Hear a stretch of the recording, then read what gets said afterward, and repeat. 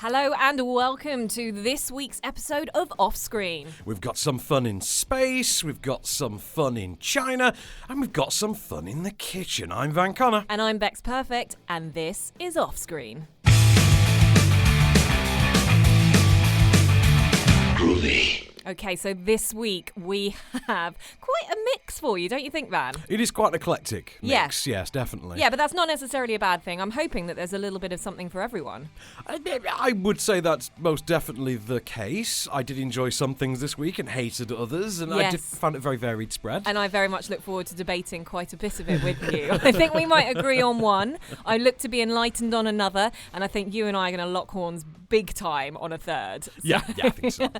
But we've got everything that you could possibly need for watching the stuff on the big screen, the small screen, and if you're streaming stuff as well, we've got a little bit of options there for you too. So, should we kick off with the first movie of the week? So, yeah, The Farewell, which is... The Farewell. You should probably end with that, yeah, to be probably honest. should have, shouldn't we? Yeah, we didn't think of that one through now. So this is the latest film from writer-director Lulu Wang.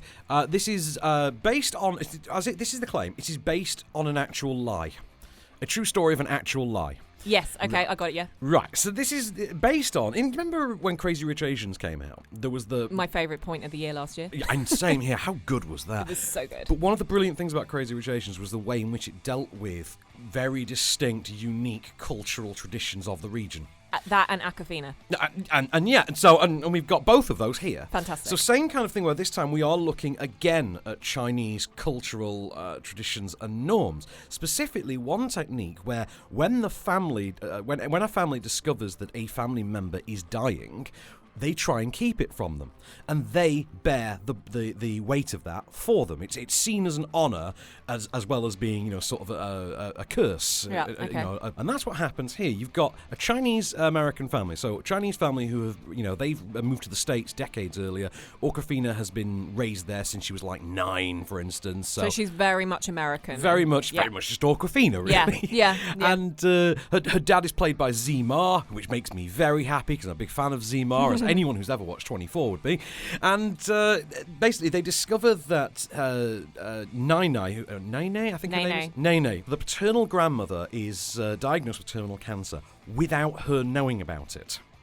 And the idea is the family stage a wedding, the wedding that's taking place, they stage it in China as an excuse to go and spend time with her and say, wouldn't you know it, a farewell. Wow. That is pretty far-fetched, isn't it? Well, this is the thing. It actually happened. This is something that happened. This happened to a real Nai, and we are shown the real Nai at the end of the movie in that wonderful true story kind of a way. Awkwafina, of course, has... her character has issues with the cultural side of this. Is it right to lie to someone? Yeah. Exactly. And it's, are you doing them a favour? And it's a familial drama. It has that culture clash element to it. There's a lot of ethical discussion. There's a lot of dramedy in there, and there's a lot of family bonding. Oh, I quite like it. I like the sound of this because I think you look at. Unfortunately, I'd have to say this. You look at a movie that is an entirely Asian cast. And you probably wouldn't look twice at it if you're passing those posters on the underground because you might think that it's a foreign language film or something like that. So for a wider audience, you might actually want to, by listening to this and you saying that it's a really, heartfelt, good movie. And very gives sweet. Yeah, really sweet. So for me, I kind of go, well, actually, let's give that one a shot. I mean, the marketing machine behind Crazy Rich Asians was huge because of the book as well. So you're not getting that with this necessarily. So I think it'll be really interesting to see what the audience reaction is going to be to this, how many people actually go to the cinema to go and watch it, because it sounds like it's worth a watch for sure. I think everyone who came out of our screening of it yesterday seemed to be a fan. Great. Not maybe they didn't love it, but they did think it was quite good. And everyone was filled with praise for Awkwafina. Me as well. I think she's genuinely She terrific. was like a YouTube star, right? Who I'm suddenly not even moved sure. into acting. Yeah, I believe that's the case, that she was like big on YouTube, and then suddenly she's managed to become that funny girl in certain movies, that funny Asian girl, and now she's actually showing that she's got some acting chops to her. I assumed she was a stand-up comedian or a musician, but She might well have been, but on YouTube, I think. yeah, I have no idea. I can't keep. I didn't know who I could be Lizzo was until last week. completely wrong with that. Yeah, but as I say, you say about the foreign language thing. It is largely in Mandarin. I think it is in Chinese. Oh, okay. There are English language bits to it, components, and they do, as is something that actually happens in reality. They flip between the two languages mid-sentence, as you do. Yeah. But well, they did a little bit of that in Crazy Rich Asians. That didn't seem to bother anyone. Exactly, yeah. But I do think very worth seeing. Definitely Fantastic. worth seeing. Very Good sweet, moving, funny dramedy with Brilliant. some great performances. Now, ladies and gents, I hope you are ready for a brawl, because I think that's exactly what's going to happen right now between Van and myself over a movie called The Kitchen. No, it is not about Jon Favreau's latest escapades as a movie Jon chef. Favreau's not going after film critics No, again. he's No, not. No, this is a movie that stars Melissa McCarthy and Elizabeth Moss and a whole host of other people, and it's basically about three mob wives in the 1970s, the late 1970s, in Hell's Kitchen, whose husbands all end up in jail, and they decide that they're not getting given enough money from whoever's taking over the mob business, little Jackie, and so take matters into their own hands and start to run the business and ultimately become leaders of the empire. Now might be the time. For what? For you. Our husbands have 24 months left on their sentences. Sorry, baby. This is the Irish mob, organized crime. We're gonna take care of you. You girls are gonna be just fine. We got no money. Can't even make the rent with what they gave me last night. They didn't want me in the family in the first place. 40 years we pay protection and we don't get nothing for it. They have been telling us forever that we are never going to do anything but have babies. Bunch of men that have forgotten what family means. So we remind them. Okay, so that trailer, the drum beats in that is completely off. Okay, It is, isn't it? doesn't Yeah. need to have that. Right, I'm going to set the scene for you guys, because before we went into this screening, I text Van and a couple of other people, and was just like, I was more concerned to find out whether or not they had food at this screening. Yes, And I you said, were. I'm off to watch The Kitchen. And Van's response was, worst film of the year by far. I thought it was one of the worst. One of the worst, fine. Well, or Dark the Phoenix worst. exists. Yes, fair enough. Yeah. So my expectations were really low, and I was like, I can't believe I'm going to have to sit through an hour and 40 minutes of what is considered to be one of the worst movies of the year. Always go into a movie with your expectations super low, because it can only get better. And by the end of it, I went out and went, it's got problems. It's not the greatest gangster movie of all time. It's an interesting premise that doesn't work in a lot of places. It's certainly not one of the worst films of the year. But I'd like to know why you think it is.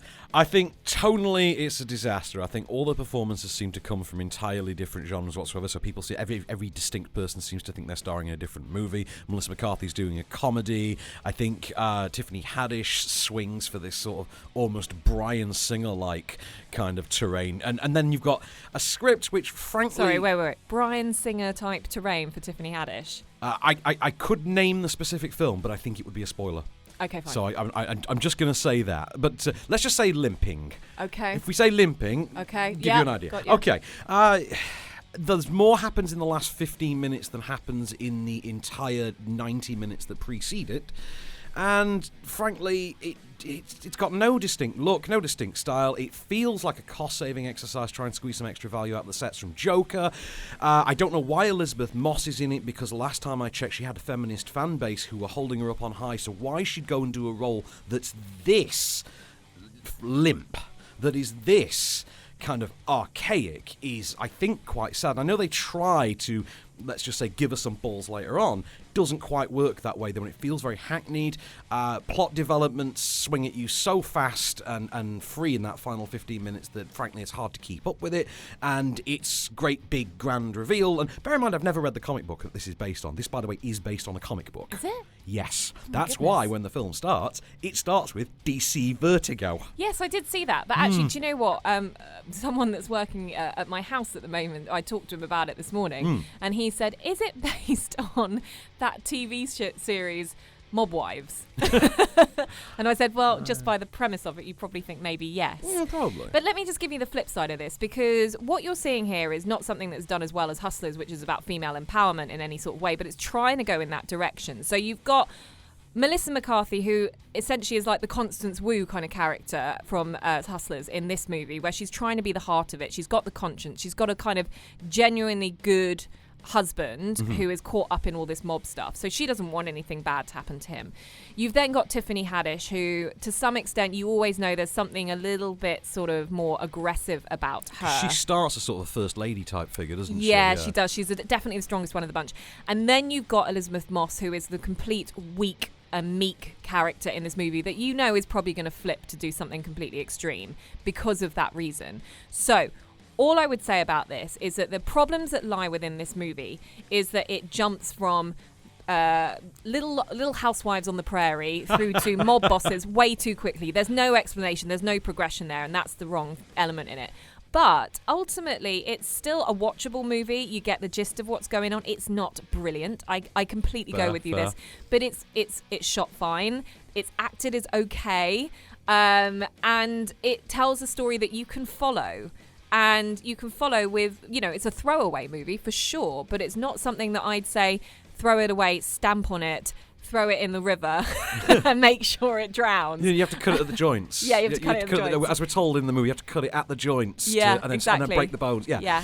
And possibly stab the lungs out just to make sure it definitely sinks. doesn't float back to the surface. But listen, I think go and see this for yourselves. There's two different views on this. It's not as bad as I think Van is making it out to be. It's watchable. And when something is watchable, it's okay. So I'm not putting it in Dark Phoenix territory, even though I thought that was watchable to an extent. Wow.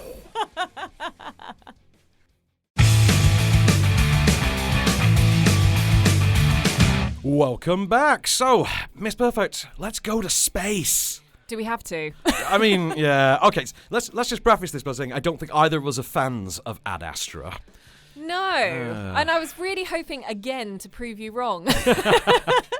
It's a popular pastime. I know. Ad Astra, if anyone has seen the million posters that are on all of our billboards, particularly around London, you'll see Brad Pitt's face. And he looks like he's wearing an astronaut's outfit. And he is, because he's off into space in Ad Astra. And he plays a major... I can't even remember what his surname is. I'm so bored of it. The thing is, I couldn't remember his surname because he never even gets referred to it as. But they do refer to him by his first name a lot, and his first name is Roy. Roy. Yeah. Okay, yeah. So he's playing Roy. So he's astronaut Roy. He's Major Roy. He's Major Roy. Okay, so Major Roy is like this almost sort of infallible guy who goes into space. His beats per minute on his heart never go above 80, even in the most scary of situations. And that seems to be his defining qualification for anything. Seems to be you have a good heartbeat. So therefore, you can go into space. You can go into deep space. You can do wherever we send you to. So it's set in the near future. It's not set in the far,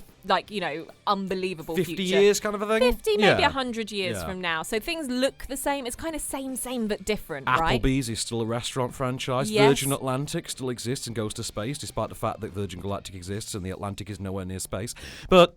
Yeah, that's. I was amazed that it wasn't tagged as Virgin Galactic. Yeah, I was I like, thought why that, wouldn't you do that? Anyway, you can travel commercially to the moon. You can. If you are part of the army, you can go further to Mars to see some very Blade Runner-esque style shots. Yeah, everything is lit in red. Yes, I understand. As if this. you didn't know you were on Mars. Every light bulb is a red bulb. Yes. Exactly. Very weird. Because everything on everything on the moon is grey. But the thing is, all right, so let's get back to the crux of the storyline here. Roy has daddy issues that have been suppressed. So the army decide to take matters into their own hands for a whole completely different reason, send him to Neptune to maybe go and sort those daddy issues out. And it's a hell of a long way to go. What can you tell us about the Lima project? First manned expedition to the outer solar system, sir. Some 29 years ago. And the commander was? He was my father, sir. The ship disappeared approximately 16 years into the mission. And no data was ever recovered. Deep space missions were halted after that. Roy, we have something that might come as quite a shock to you. We believe your father is still alive near Neptune. My father's alive, sir? We believe so. Let's get this straight, okay? This is no big deal that his father is still alive on Neptune. No. Well, that's the thing. I mean, the movie starts with, there's a power surge and it's going to knocks out everything on Earth kind of thing. And we think it's to do with this experiment that Daddy was running years ago when we last heard from him and he might be out there in space. So what you've got is essentially the setup for Apocalypse Now in space. Yeah. And it kind of plays that way. I would argue that Apocalypse Now was breezier and more of a good time than this. This is a movie that wants to be a halfway mark between Interstellar and Gravity.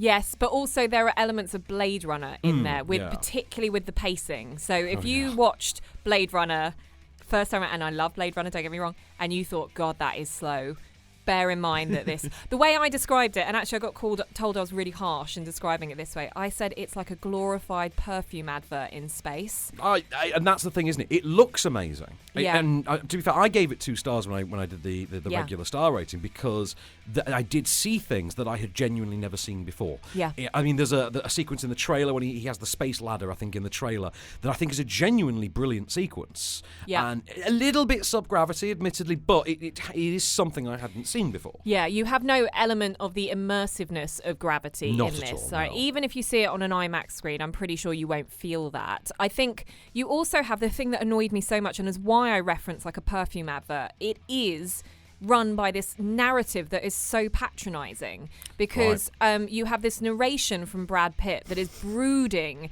and like he's like, my father, I've got to forgive myself. I've got to go. And I'm like, you know what? If you want to go and see Brad Pitt in a movie, you want to see Brad Pitt be Brad Pitt. You don't want to see him. You want to see him in Once Upon a Time. You want to see him in Fight Club. You want to see him, you know, it's all that kind of stuff. He plays this character absolutely down to a T. It's exactly what is required of the character, but it doesn't need to be Brad Pitt to play this character. Right, it's interesting that you say that, right? Yeah. And that you single out, obviously, Brad Pitt, because obviously he is the face on the poster star. But the weird thing about this is Brad Pitt has to be the only person who worked more than 2 days on this movie, because the number, every of cameos, every other cast member is a cameo. Yeah, I mean, Ruth Negga is in there. She's Donald brilliant. Sutherland is in there. Yeah. Apparently, Natasha Lyonne is in there, and the film is so forgettable that Tim Robbie was joking with us all on Twitter about how nobody can remember Natasha Lyonne actually being in the film. No, I don't. And it's true, nobody does. Yeah. It's astonishing. I can remember the visual image of what she looked like because she was lit in red, so I know she was on Mars. Yeah. But other than that, I couldn't tell you what her character was. I still can't tell you what the hell the actual plot, the end result of the plot, the whole space machine thing The was. whole thing is that you actually don't care by the end of No. it, which is a massive shame. So Tommy Lee Jones plays his dad. Again, it's a bit of a cameo as well that's drip fed through, you know, souped up futuristic futuristic iPads. Oh God, yes.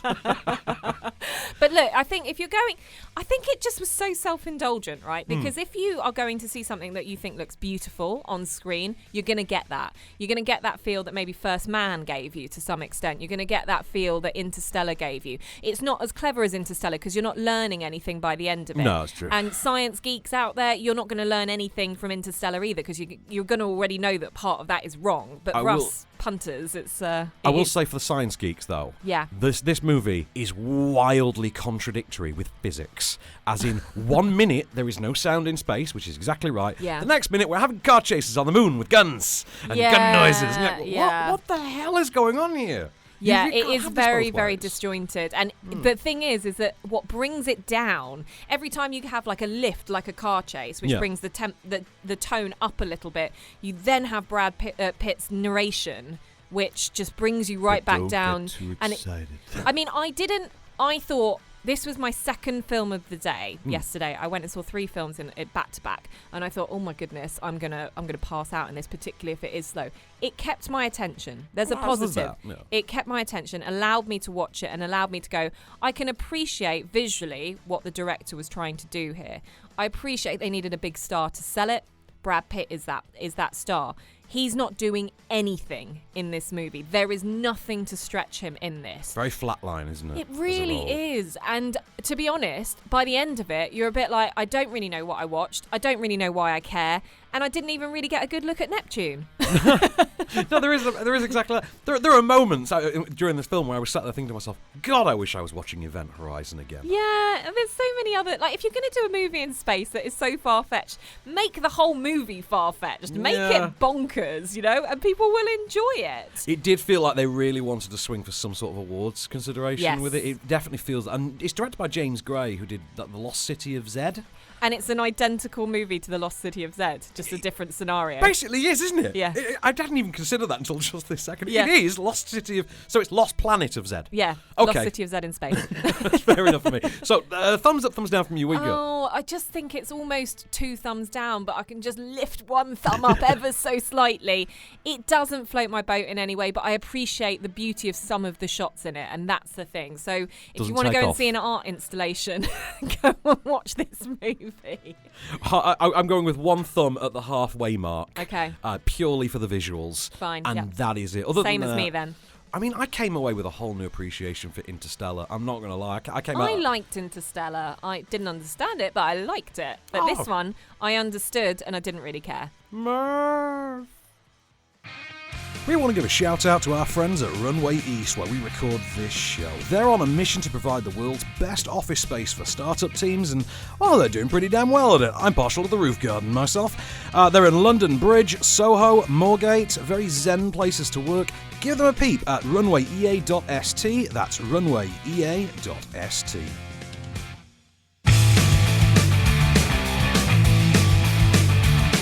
Okay, so if we haven't convinced you to go to the cinema this week, don't worry. We've still got you sorted on the small screen. So there's loads of good movies on the telly this week, some of which are, I have to say, classics that I will just go and watch again and again and again. Very, very masculine week this week, actually, in a strange way. Particularly Sunday. Particularly Sunday. Okay. Oh, yeah, the manliest of all the films. Well, why don't we kick off with Saturday at least? Let's start the week. We've got Bone Tomahawk, Film 4, 11:05 p.m. Van, over to you. Did you get the chance to review this a couple of years ago? Absolutely not. So this came out in 2016, I think it was. And it was the first film by S. Craig Zahler, who would go on to do Cell Block 99 and Dragged Across Concrete. And this is one of the most impressive, I don't want to say action debuts, right, but debuts by an obviously horror and action-inspired director that I can ever remember witnessing. Is Armie Hammer in this? No, it's Patrick Wilson. Okay. Patrick Wilson. Oh, Matthew from Fox. The Conjuring. From The Conjuring, yeah. Patrick Wilson, Matthew Fox from Lost. Yep. Richard Wilkins from Cabin in the Woods, and of course, Kurt Russell. I will watch anything with Kurt Russell in it. Here's the setup. So it's westerny times. Yep. Bunch of savages come and abduct a woman, the town doctor's wife. Right. Drag her away. The doctor is injured, and he asks the sheriff to help him form a team of guys, and we're going to go off and rescue my wife. There is a lot more to it than that. There is a moment in the middle of the film that absolutely shifts not only what is going on, but changes the genre of the film entirely. And the idea is to be as unprepared for it as possible. And are we talking sort of like Dusk Till Dawn? Exactly that. That is the Amazing. comparison. That is exactly it. And it's just got so much swagger. And do you know what? I'm so going to watch it. I'm so excited. Let me whet your appetite a bit. Hey! You watch how you speak to the law. Sheriff especially. You aren't captain. No. I'm the most intelligent man here, and I intend to keep us alive. Oh, you're the most intelligent man here. Is that a fact? It is. Sheriff Hunt has a wife. So does Mr. O'Dwyer. And you're a widower. Yeah. What has that got to do with anything? Smart men don't get married. It's just one of those. I'm imagining that this is a bit of a cult hit. I think it was. It's very brutal. It's very gritty. It's very dark. Ladies, you'll love it. So yeah, if you've got Saturday evening plans, just record it, watch it. You will never regret this. It is one of my favourite films of the last 5 years, easily. Fantastic. Okay, right. Well, moving on to Sunday, we've got The Borrowers, Film 4 at 1:05 p.m. So if you've got kids in tow and you're thinking what to do, you can't go out for whatever reason, this is going to be on telly for you. Now, you might have seen, is this a more modern Borrowers? Because I'm thinking of the Ian Holm kind of back one. 1997 with John Goodman. Yes, it is exactly that one. And because obviously, I think it's been remade. It's been remade for TV since by the BBC. And then there was an anime one as well. Yeah. Which was Arietti, or The Secret Life of Arietti. I thought Secret World of Arietti, something like that. Okay. Which is very good. Yeah. And I mean, who doesn't love a borrower? Who doesn't love a teeny tiny person that can run along your table and go into where mice can go? I mean, there's not much more to it than that, really, is it? Not really. It's the humans buy the house and the little people live in the in the skirting boards behind the walls, and they just sort of. It's weird. This and Mouse Hunt came out around the same time. Mouse Hunt, very different movie. The same kind of thing, though, with a small creature and people buying the house, trying to destroy the house to get rid of the small life forms that live there. Yeah. It was weird that they came out weirdly around the same time. Very strange. But I think, even as an adult, every now and again, you need to go back and just check yourself and watch a really good sort of kids movie that you grew up with. Like, it might be The Goonies, it might be The Princess Bride, it might be The Borrowers, it might be something else. You know? For me, it's our next pick. Oh. This isn't a kids movie. No, but it's a film I loved when I was 10 years old. Oh, okay, fair enough. You were far too young to watch this, but 11. I bet you had a massive crush on Jamie Lee Curtis. Who doesn't have a massive crush? Even to this day, I have a massive crush on Jamie Lee Curtis. She won. I distinctly remember, you might guess this from our conversation here, I distinctly remember it was like FHM or something like that had their, like, you know, top 100 hotties. Oh, they still do list. it every year, yeah. Oh, okay, fine. Well, back in the day when it was actually in print form, I'm pretty sure that year Jamie Lee Curtis won like the hottest bod. I can absolutely believe it. Yeah. So, Monday night, film 4 at 9 o'clock. The film, of course, is True Lies. It's Arnie as a spy, secret life that he keeps from his wife and daughter. And, of course, the lines between his worlds start to come crashing down until both he and his wife are abducted and he's forced to play ball. Do you know what this is? I know what this is. It's a snow cone maker. That's what it is. Do you know why you've been brought here? So that this man can verify to the world the Crimson Jihad is now a nuclear power. But how can he do that? He was just a salesman, for Christ's sake. You're wrong about him. The last thing you will see will be your blood spraying across his face. Very dark. I have to say, when Arnie looks as Arnie did in this, he was never going to be a salesman, was he? I know, it's like Total Recall, where it's meant to be implausible that he's this super spy. Actually, like, no, it's not. He looks like Arnie. Exactly. It's so funny. I love this movie. I keep going on about it. She was my girl crush throughout the 90s. Jamie Lee Curtis, that dance that she does, you know, is quite incredible. It is. So, I know from our conversation last week that neither you nor Tom had seen any of the John Wick movies. We still haven't. Still haven't. It's been a busy week. I'm sorry. Well, luckily, we got you covered. Tuesday night, 5-star, 9 p.m. The first John Wick is on. Good. 5-star. I don't have actual proper telly at the moment. You know, I don't have telly. I don't have an aerial plugged in my house. No, I don't. But anyway, if you do. If you do, John Wick's on. Yay! We talk about John Wick very often, so we're not going to talk too long about it now. It's on. It's a classic. Shoot 'em up, right? Yeah. Yeah, I can't wait. I will get onto it. I promise. Okay, we'll move swiftly on that because you all know John Wick is worth a watch. Oh, yeah. Wednesday, Sony Channel, 6:25 p.m. Something I got completely wrong and misinterpreted what this is because I asked if Jean-Claude Van Damme or Dolph Lundgren was in this, and it's not. It's Robin Williams. It's Bicentennial Man. Yeah, this was a surprisingly underrated and little seen movie from late 99, early 2000. Is this like AI? No, this is more of a sort of family drama. The idea is Robin Williams is a robot who is bought by a family as like a helper, you know, as a lifestyle helper. Right. And over the course of 200 years, he just becomes part of this family. And he lives through different generations of this family.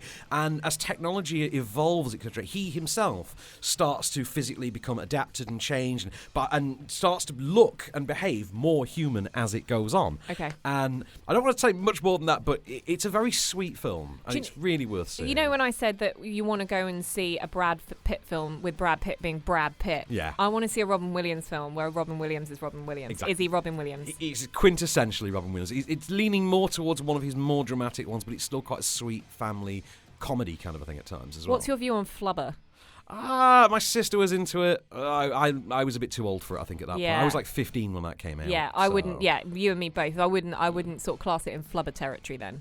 No, not like Flubber at all. No, Okay. a little higher end than Flubber. Fantastic. Okay, moving swiftly on again. We've got Thursday. We're still getting you sorted with this. And do you know what? This is one of those comedies. If you get a comedy right, particularly in sort of the last decade or so, you're going to get it really right. And they did. And this is what launched Steve Carell. It's the 40-year-old virgin. ITV2, 9 o'clock. Hold up.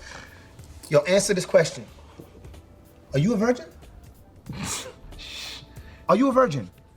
Yeah, not since I was 10. It all makes sense. You're a virgin. I am. Shut up. How does that happen? He's a virgin. I knew it. That makes so much sense, man. Look, he's a virgin. Wait, You dude. guys are hilarious. All right. Come on, don't be mean. I'm not being mean. I'm trying to help the partner out. I'm trying to say I want to get you laid, dude. I understand what's going on You guys here, are right? so up your asses.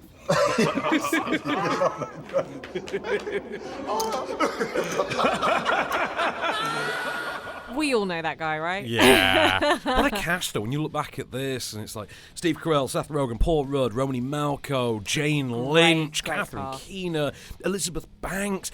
What a cast. If you haven't seen this movie, block out your Thursday night at 9 o'clock, ITV2. You'll be watching a comedy classic play out for you brilliantly. And this, like I say, we wouldn't have Steve Carell if it wasn't this movie, because this literally did launch him. Oh, it really did. End of the week, though. One final one. And you obviously reacted very positively to learning this was what we were going to cover. Yeah, one of my favourite movies of the last few years. Yeah, The Martian, film for 9 o'clock. Not the movie you would expect to see from the poster. Not at all. And I love that. And a great Matt Damon performance in which he Fantastic. largely plays opposite himself. Right. Let's do the math. Our service mission here was supposed to last 31 souls. For redundancy, they sent 68 souls worth of food. That's for 6 people. So for just me, that's going to last 300 souls, which I figure I can stretch to 400 if I ration. So I got to figure out a way to grow 3 years worth of food here on a planet where nothing grows. Luckily, I'm a botanist. Mars will come to fear my botany powers. He's so good in this, isn't he? He's so good, and it's so surprisingly funny. Yeah. Well, I mean, did you read the book? No, I didn't know. The book is in first person. Right. And it's a lot more foul-mouthed, and it's a lot more adult, but Yeah. the film is a really good interpretation of it. Fantastic, because I think you could go into this movie not knowing anything about it and you will just love it. So yeah, again, what a solid week in TV. I know, right? Makes up for last week. Well, Yeah, not last week. yeah. We had a really bad week We had a recently. really bad week a few weeks ago. But there you go. That is all your top telly. What's top movies on the telly for you? And next up, we're going to be talking about what's coming out on video on demand, streaming, all that kind of jazz. Welcome back, and well, let's take it back to the couch. Let's put on a shiny disc. Let's grab the remote and do some on-demanding. And yeah, what do we You got? say shiny disc. I just think you're in the 90s still. It's ridiculous. Yeah, out on DVD and Blu-ray this week is Aladdin. One film on its own out on DVD. That is it. Make way, Prince Ali, Fabulous He, Ali of Barbois is coming to the small screen. You know what? Actually, that's a funny thing. Until I saw this version of Aladdin, I never actually realised that, despite that being an actual line in the song, that Prince Ali is meant to be from the fictional kingdom of Barbois, because they have to actually explain that it is a place in this. Did you not get that? I never really thought about it. Okay. Yeah, I tried never to think about the logic of the plot of Aladdin. What you think about when it comes to movies does baffle me every now and again. But Hey, I'm just annoyed that Guy Ritchie made a live-action interpretation of Aladdin starring Naomi Scott as Princess Jasmine, and they skipped the entire Red Jasmine sequence. I mean, what is that about? I don't even know what you're talking about. You're better off not knowing. Okay. They actually now make pop figures of it, so... Oh, okay. Do you know what? In the lead up to this movie, there were clips released of some of the songs. Prince Ali, Fabulous He, Ali of Barbois is one of those clips that was released. And people were hating it. And they were like, what have you done to one of our favourite Disney movies? Why are you doing this? Will Smith, you're putting no effort into it, blah, blah, blah, blah, blah. And I have to say, ladies and gents, you go and watch it. It ain't that bad. Hey, can you make me a prince? There is a lot of gray area in Make Me a Prince. I could just make you a prince. Oh, no. Right, you'll be snuggled up with that dude for the rest of your life. Y'all see my palace? Be specific with your words. The deal is in the detail. Got it. Which I don't really understand, because if she already likes you, why change? I told you, she has to marry a prince. I just want to go home, man. Okay, I can do that. I mean, he could have used his wish to change the legislation of the, of the monarchy, and never mind. Anyway, whole thing. I'm thinking about it too much. Let me ask you, did you like it? No. Didn't like it. Didn't like this film at all. Oh, okay. I thought Will Smith was fine in it, but he was quite clearly starring in a different movie to everyone else, largely because most of his filming had to take place separate from everywhere else because he had to be, in a green screen lab. Yeah. And other than perhaps a handful of scenes where Mina Massoud, who plays Aladdin, will have had to go and be on that green screen with him, it does seem that a lot of his performance is self-contained. And as a result, he seems to have been weirdly pitched a different interpretation of the film to everyone else. So he got we're doing hip-hop RuPaul. That's what we're doing. We're doing hip-hop drag race thing. That's our version of Aladdin. And he's swinging for that. And it works. That actually does work. The problem is everything else. And the fact that Guy Ritchie cannot direct a musical. Because I think he's forgotten that musicals aren't you're sat 40 feet away and everything is in a medium wide. It's meant to be you're moving with it, you're in the energy, and it doesn't have that for me. However, it's Aladdin, so copies of this are going to fly off the shelves. I'm glad you're saying that because I just thought grunt bags, move to the side. It's actually fine. It's a doable movie. These Disney remakes are not groundbreaking. If anything, they're going to annoy people more because they're not exactly as you remember from the cartoon. Loved Lion King. What? I loved Lion King. Gotta say. My point proven. Didn't mind Dumbo either. I didn't mind Dumbo, but I tell you, Lion King. I'm not even going into Nala and Beyonce with you because some of the songs in Lion King are rubbish. Yeah. I mean, specifically, "Can You Feel the Love Tonight," which is it was like, terrible. "Can you feel the love tonight?" Bye bye bye bye. How do you get Donald Glover and Beyonce and ruin an Elton John song? That is insane. Yes. Okay, we're not talking about that. Sorry, go on. This, I think, I was expecting it to be rubbish. And again, as I said at the beginning of today's show, put your expectations low, it can only be better. And that's exactly what's happened here because actually it really wasn't that bad. It's totally watchable. It's good if a younger generation has not seen the magic of Aladdin before. It's a great intro into that, which allows you mums and dads out there that are listening in to then say, you know what, you enjoyed that? Let me show you what I grew up on. And then you watch the original cartoon. What's the song they've given Jazz? They give her a female Oh yeah, that's empowerment forgettable. song. Stop doing this so you can try and get into the best original song category at the Oscars. Okay, that's the only reason why you're ruining everything and putting in an original song. Nobody cares. She sings a song about It's standing like an up for herself. Yeah, it's an empowering song. And then gets kidnapped 90 seconds later, which I thought was brilliant. Oh, fine. That is unintentionally hilarious. But also, like Will Smith, big shoes to fill from Robin Williams. Big pointy curly shoes. No, big pointy curly shoes. How are you going to do it? Same but different. I think he does a good job. I think he works it as compartmentalised as it is. I think he does the best that he could possibly do that. I think Mina Massoud is great. Naomi Scott is great as that. And I think it's a colourful, fun romp through, the Middle East to see what is going on within the world of Aladdin. It works. It's shiny. It's fine. It was nearly Kevin Hart, the genie. Oh, no.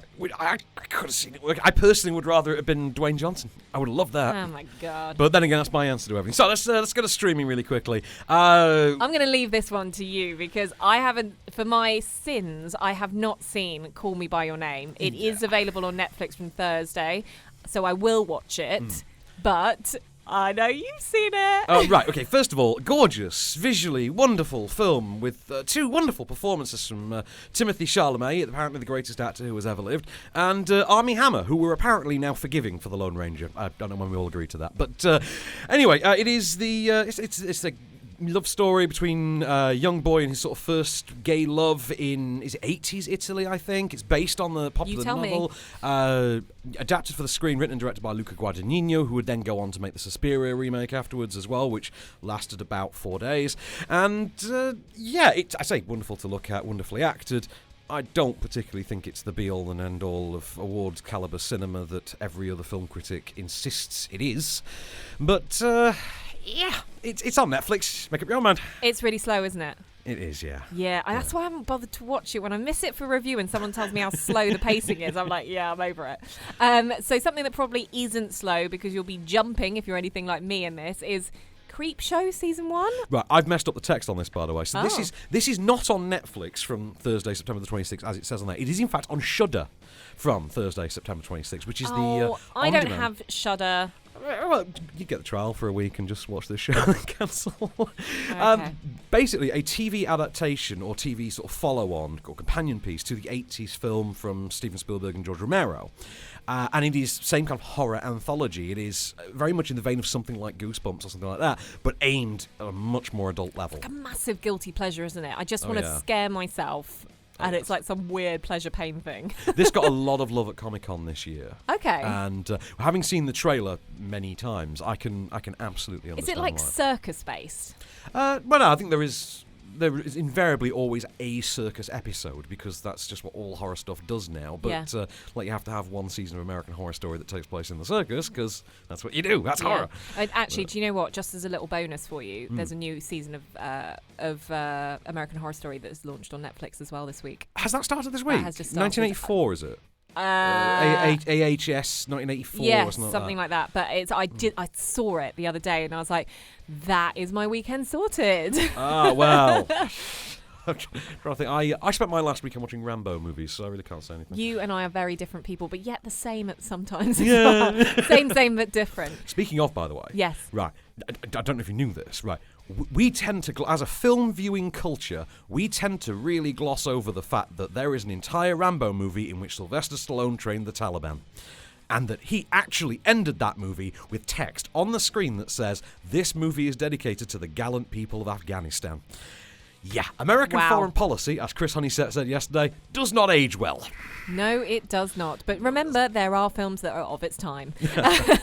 Well, that has been kind of quite the roundup that we've got this week. Do you know what? I think, in terms of a week of movies on the big screen and the small screen, it's kind of mid-range this week. Mid-range, yeah, if we're being honest, it's not a standout week like last week was. So if you are still, if none of this floats your boat and you're thinking, what can I go and watch at the cinema that I really want to go and see, listen to last week's episode as well of our podcast and you'll be able to listen back, hear some very excellent and very beautifully English do say so yourself. Yes, accents as we talk about Downton and we also talk about Hustlers, one of our films of the year. So if you haven't listened to that episode, then give that one a listen back and go and check that out at the cinema as well. But for the time being, we're going to be back again next week. We've got some interesting stuff to come as well. Yes, we do. We've got a film I'm very much looking forward to talking about. Ready or Not is next week. Yes, let's contain Van for at least a week on that. We've also got Jamie Bell in Skin. Oh, yes. That is like week. neo-Nazi kind of. Oh, I will try and get to go and see that. That's intriguing. We've also got that Hotel Mumbai next week. Yes, we with do. Dev Patel? Is that Dev Patel? Yes. And so what else? The Goldfinch is out next week. Which I've read something today and it used the word bomb. Yeah. So I might skip the Goldfinch and go with Skin instead. Might be an idea. Well, there we go. We hope you've enjoyed this episode. Loads more movies to come. I've been Bex Perfect. I've been Van Connor. And this has been Off Screen.